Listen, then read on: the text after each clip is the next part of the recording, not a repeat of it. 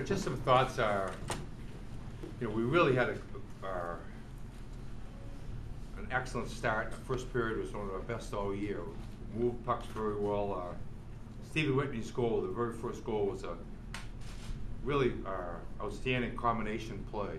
He snapped it off, and I think give BU a lot of credit. They came back, with an outstanding second period themselves to make it a tight 3-2 game. They could have, with us playing that well 3-0, there was no quitting them. They came back, and then the third period was just a battle. It was like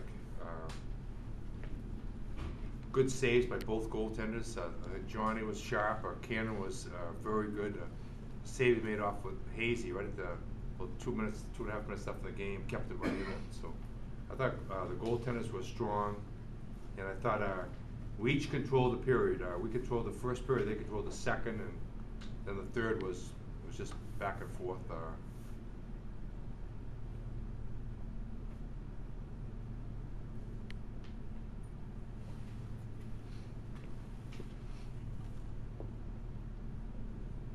Big penalty kill for us. Gibbons took a penalty with 6-7 minutes left in the game, and I thought we really responded, and that could have been a huge momentum switch.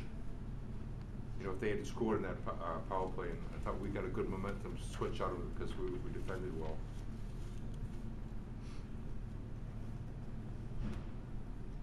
Coach, you mentioned your forecheck wanted to be a big part of tonight's game.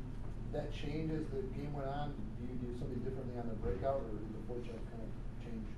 Well, the second period, we played with 4 guys most of the second period. We took 5 penalties, and that affected our ability to win any pressure. We were just on a defensive mode that period.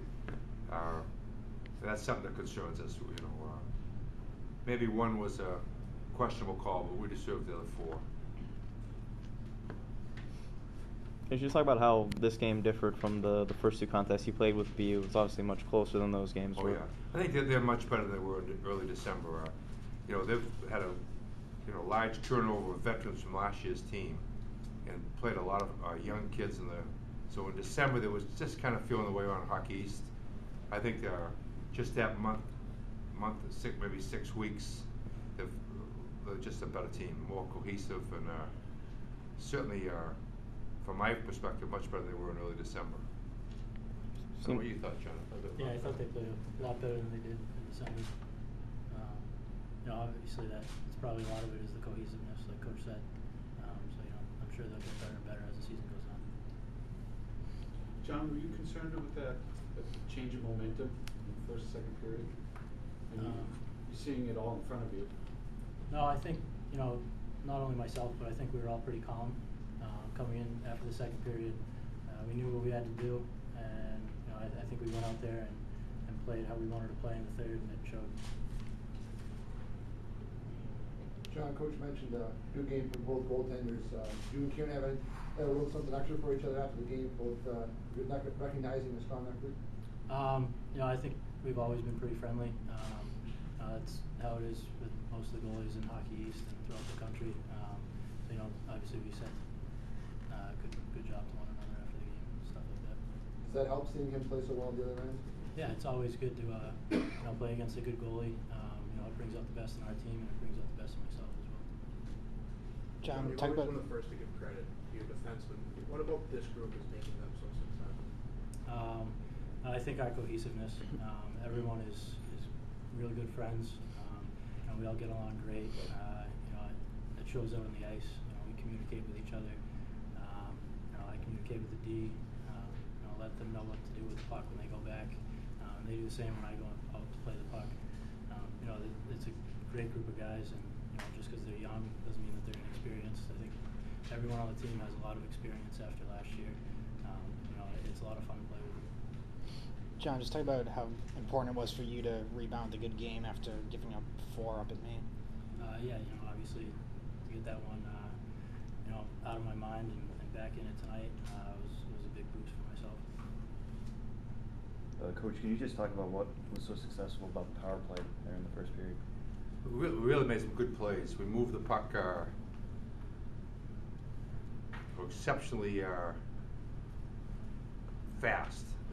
When we're not playing real well in the power play, we're holding the puck a little bit. We used that expression from Doc Rivers the other night. He was talking about in their loss that they massaged the basketball. And I go, what's he talking about? You know, he says we just held it so long. We gave the basketball a good massage, as opposed to moving it, shooting it, driving to the net. We try to bring that across to hockey. You know, let's just move the puck. Let's not massage the puck. And I thought that those first two power plays, I thought the best power play we didn't score on was the third period.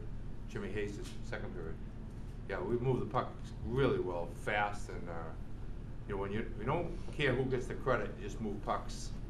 That makes your power play an awful lot better. Was that helpful in like just being down there, kind of box style? They seem to be moving around a lot. Anytime you can move the puck quickly, whether it's on a forecheck or it's on a neutral zone or a 3-on-2, it puts a lot of pressure on the defense. But especially so when you have one extra guy. The tendency is that power plays don't work as hard as the penalty killers because they think they have an extra guy and they hold on to the puck too long.